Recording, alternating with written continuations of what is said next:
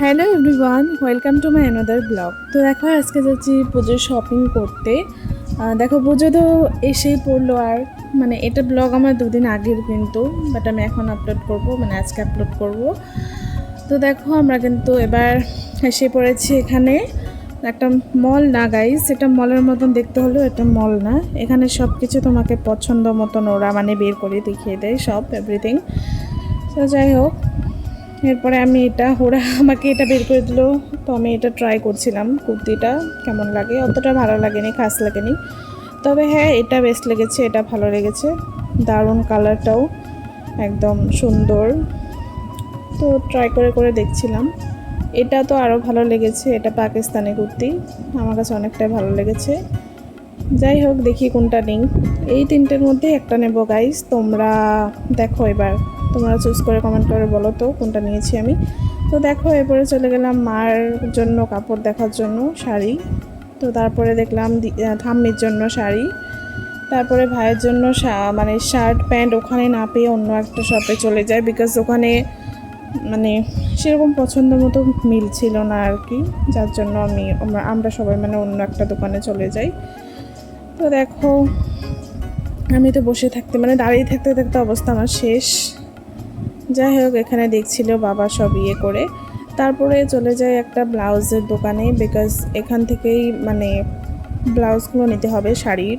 এখন তার টেইলাররা বানিয়ে দেবে না, অনেকটা লেট হয়ে গেছে, পুজো তো এসে গেছে, আর মাত্র 2 দিন বাকি। তারপরে দেখো ভাই একটু স্মার্ট ওয়াচ নিয়ে নিল একটা। ও অনেক দিন থেকেই মানে ঝামেলা করছিল ওর লাগবে। যাই হোক, ওকে দেওয়া হলো ওটা। তারপরে আমরা চলে গেলাম এখানে লাঞ্চটা করতে।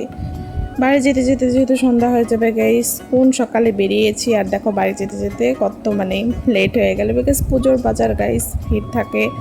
ভিড় থাকলে ওরা আমাদেরকে এক্সট্রাভাবে ইয়ে করেছে আর কি, দেখিয়েছে, বাট হয় না না ওরম করে, তাও লেট হয়ে যায় চুজ করতে করতে কোনটা ভালো লেগেছে কোনটা খারাপ লেগেছে। যাই হোক, এরপরে আমরা যাচ্ছি বাড়ি। আর তারপরে দেখো আমার ভাই একটু পাস্তা দেখিয়ে দিল, মানে ওকে বলছিলাম তোর কেমন লাগছে, বলছে আচ্ছা লাগ রা আচ্ছা লাগ রা, হিন্দি দিয়ে বলছে। যাই হোক, আমি ওর সাথে একটু হিন্দি মেনে নিলাম। তারপর দেখো আমরা দুজনে একই সিটে বসেছি, বাস দিয়ে যাচ্ছি তো ওই জন্য পিছনে লোকজনও দেখতে পাচ্ছ তোমরা। তারপরে দেখো, পুজোর বাজার বলতে গেলে একদম ভালোই হয়েছে এবার পুজোর বাজেটটা অনেকটাই বেশি হয়ে গেছে।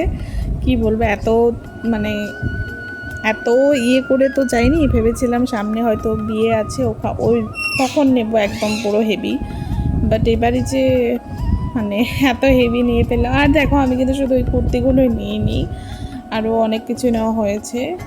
তো তোমরা সেটা আমার ভিডিও দেখলেই বুঝতে পারবে। তোমাদের যদি মানে দেখতে চাও যদি তোমরা, অবশ্যই কমেন্ট করো, আমি সব কিছু দেখিয়ে দেবো তোমাদেরকে। তারপরে আমরা যাই বাড়ি। ব্লগটা দেখতে থাকো, লাইক কমেন্ট শেয়ার সাবস্ক্রাইব করে দিও। था सुहाना बड़ा मौसम मौसम, मैंने देखा उसे हुआ मैं पागल, बस पल भर में